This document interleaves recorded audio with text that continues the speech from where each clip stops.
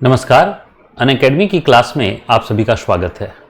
हम लोग अनअकैडमी की इस क्लास के अंतर्गत 15 मिनट्स कंसेप्ट या 15 मिनट्स प्रोग्राम को लेकर फिर से आए हैं और इसके अंतर्गत अब हम लोग कुछ बेसिक ज्योग्राफी के संदर्भ में काम करने जा रहे हैं, क्योंकि प्रारंभिक परीक्षा समाप्त हो गई है। अब निश्चित तौर पर अगले वर्ष प्रारंभिक परीक्षा है, तो उसके लिए हम लोग की शुरुआत जो होनी चाहिए वो बेसिक से ही होनी चाहिए।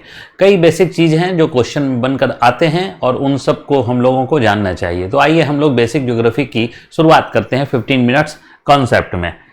देखिए, एक इसके अंतर्गत जो हम लोगों ने लिया है टॉपिक, वह टॉपिक है दरअसल एक्सिस और एक्सियल इंक्लाइनेशन। तो निश्चित है एक्सिस किसका? अर्थ का, और साथ साथ एक्सियल इंक्लाइनेशन किसका? अर्थ का। हम लोग इसी के बारे में चर्चा करें। तो देखिए, सामान्य रूप से हम लोग यह कहते हैं कि अर्थ का, पृथ्वी का जो एक्सिस है, एक्सिस वह 23.5 डिग्री झुका हुआ है।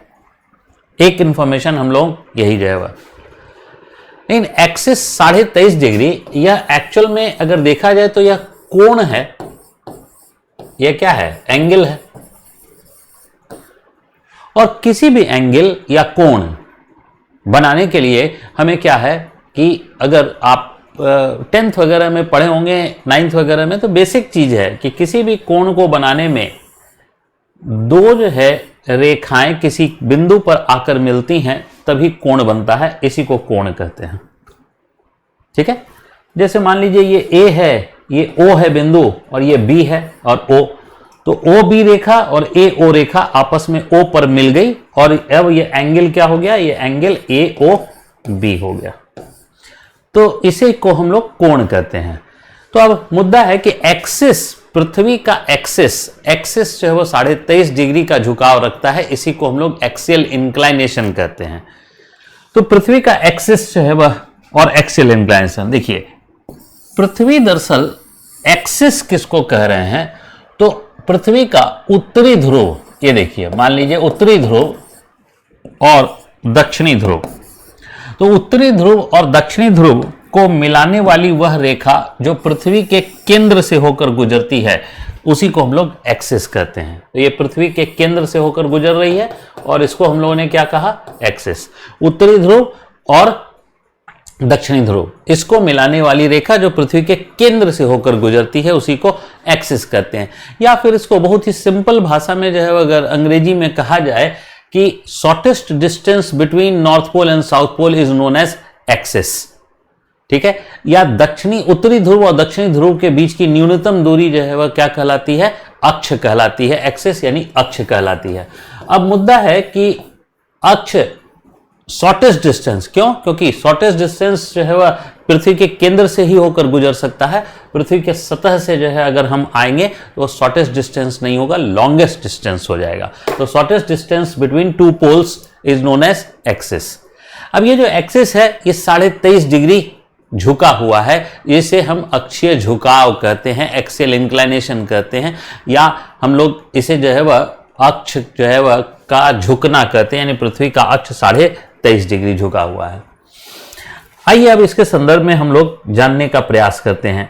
अगर एक्चुअल में इसको एग्जैक्ट टर्म में जो है वह समझा जाए तो देखिए, ब्रिटिश पैमाना है उसके अनुसार से इसका जो झुकाव है वो 23.5 डिग्री 27 मिनट है, और यूएसए का जो पैमाना है उसके अनुसार से ये जो है वह 23 डिग्री और 44 मिनट है।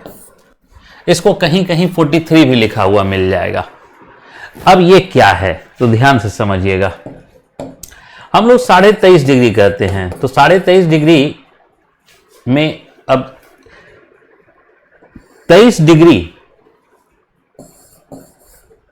और 23.5 यानी आधे को हम लोग डिग्री को अगर विभाजित करना चाहें, जैसे मीटर को विभाजित करना चाहें सेंटीमीटर में विभाजित होता है, इसी प्रकार 1 डिग्री को हम लोग विभाजित करना चाहें तो 60 मिनट जो है में विभाजित होता है कोण।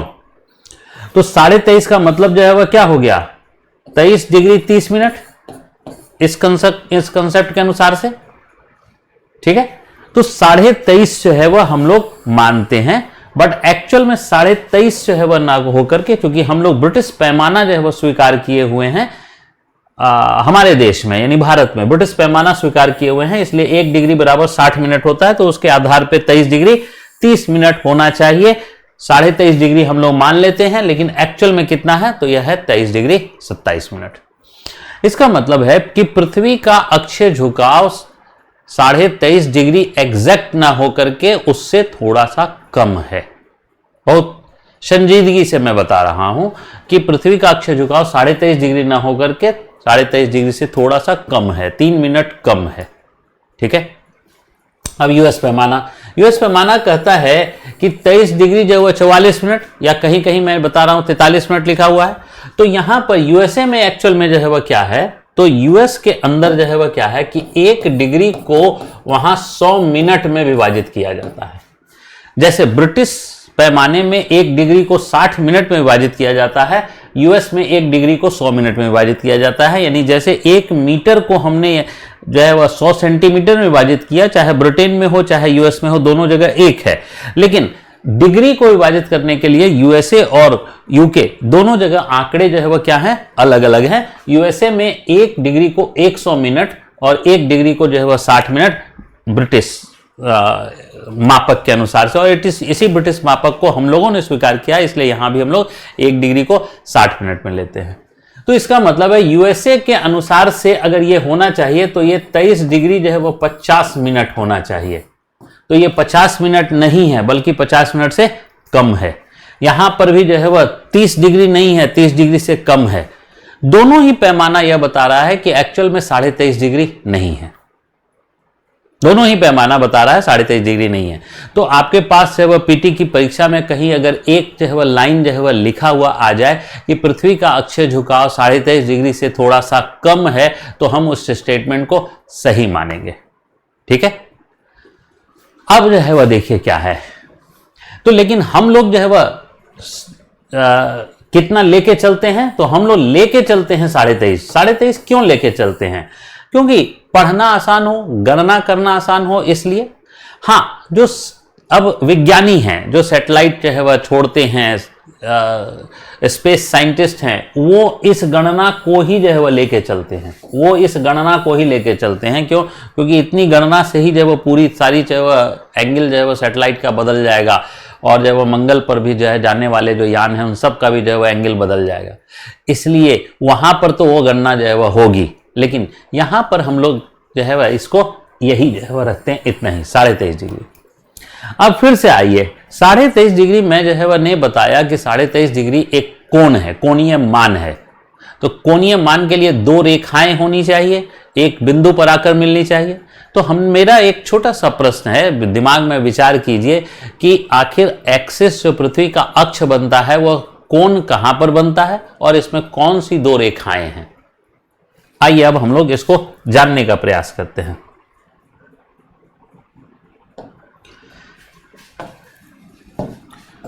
तो देखिए, पृथ्वी पर हमने जो है ये पृथ्वी को जो है वह बनाया, और यहां पर जो है वह एक सतह ले लिया। ये सतह दरअसल वास्तव में जो है वह क्या है, कक्षीय सतह। कक्षीय सतह।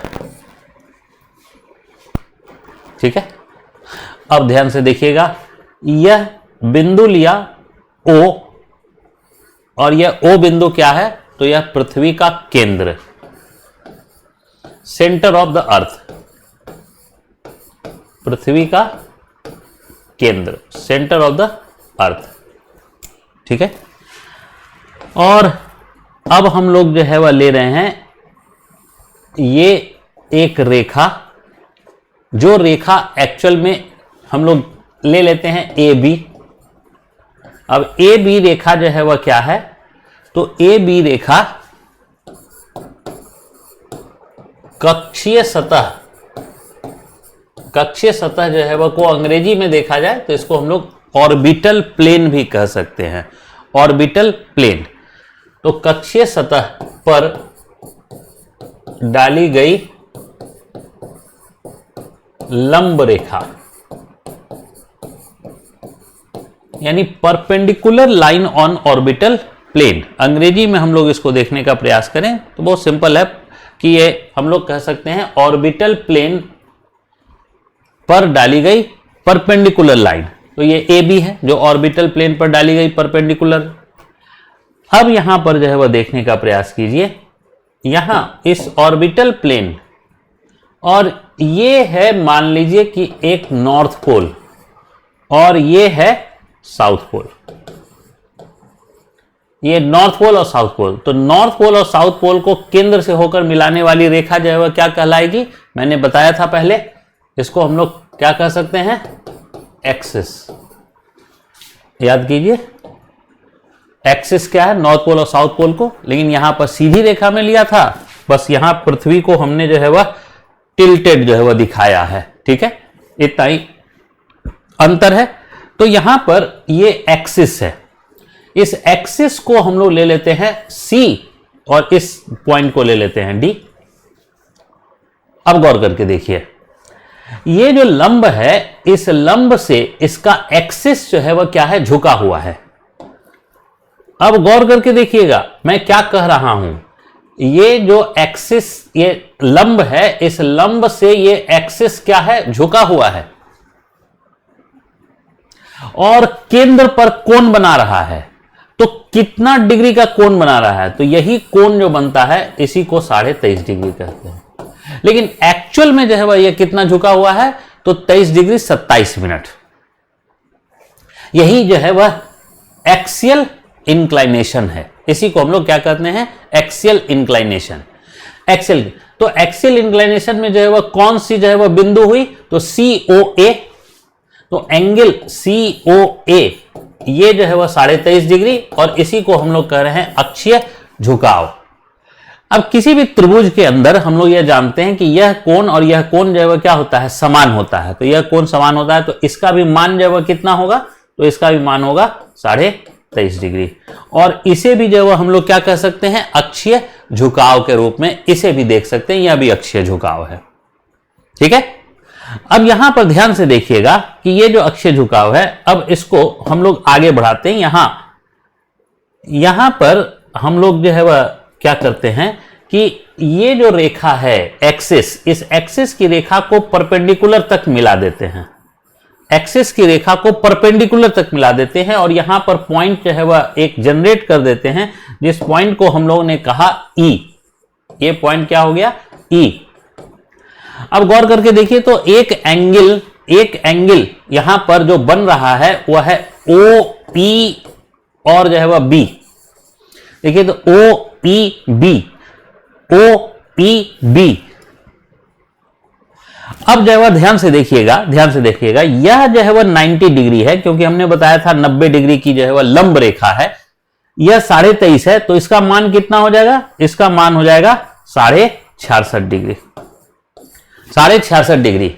अब ये जो 66.5 डिग्री आया, इस 66.5 डिग्री, इसको एक्सियल इंक्लाइनेशन कहा, तो इस 66.5 डिग्री को हम लोग कहते हैं ऑर्बिटल इंक्लाइनेशन, ऑर्बिटल इंक्लाइनेशन यानी कक्षीय झुकाव। ये 23.5 डिग्री पृथ्वी का अक्षीय झुकाव है और 66.5 डिग्री क्या है, पृथ्वी का कक्षीय झुकाव। यानी कक्ष के साथ जो है वह झुकाव जो है वह कितना रखती है पृथ्वी, 66.5 डिग्री, और अक्ष के साथ कितना झुकाव रखती है, 23.5 डिग्री। अक्ष जो है वह लंब रेखा के साथ अक्ष जो है वह 23.5 डिग्री का झुकाव रखती है।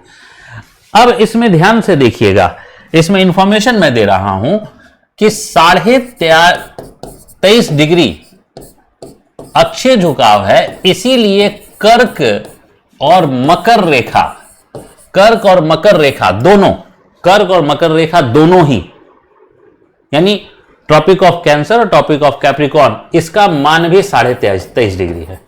यानी अक्षीय झुकाव जितना होगा, कर्क और मकर रेखा का मान उतना ही होगा। ठीक है, आप लोग के मन में यह भी प्रश्न कभी कभी आता होगा कि आखिर कर्क और मकर रेखा 23.5 क्यों है, तो 23.5 इसलिए है क्योंकि अक्षीय झुकाव जो है वह 23.5 है। तो अक्षीय झुकाव जितना होगा उतना ही कर्क और मकर रेखा का मान होगा। और अक्षीय झुकाव, अब ये अक्षीय झुकाव था, अब जो है वह कक्षीय झुकाव यानी ऑर्बिटल इंक्लाइनेशन। ये तो एक्सियल इंक्लाइनेशन था, और ये जो है वो क्या है, ऑर्बिटल इंक्लाइनेशन, यानी कक्षीय झुकाव। कक्षीय झुकाव मैं शॉर्ट फॉर्म में लिख रहा हूं, कक्षीय झुकाव, और ये है अक्षीय झुकाव। तो कक्षीय झुकाव 66.5 डिग्री है, और इसीलिए जो है वो देखिएगा कि आर्कटिक और अंटार्कटिक रेखा वह कितने पर है, तो वह 66.5 डिग्री पर है। इसका मतलब है कि पृथ्वी पर जो हम लोग कुछ स्टैंडर्ड रेखाएं जो है वह निर्धारित किए हुए हैं, उसका संबंध किससे है, तो कर्क और मकर रेखा का संबंध उसके एक्सियल इंक्लाइनेशन या अक्षीय झुकाव 23.5 से है, और आर्कटिक और अंटार्कटिक रेखा का संबंध जो है वह किससे है, तो 66.5 डिग्री, जो उसका जो है वह क्या है, कक्षीय झुकाव है, ऑर्बिटल इंक्लाइनेशन से संबंधित है। तो यह छोटी सी संकल्पना थी, 15 मिनट कंसेप्ट के अंदर जो है एक छोटी सी संकल्पना थी। फिर से हम लोग मिलेंगे किसी नवीन श्रृंखला में, तब तक के लिए मैं अनिल केसी आप सबको धन्यवाद देता हूं। जय हिंद।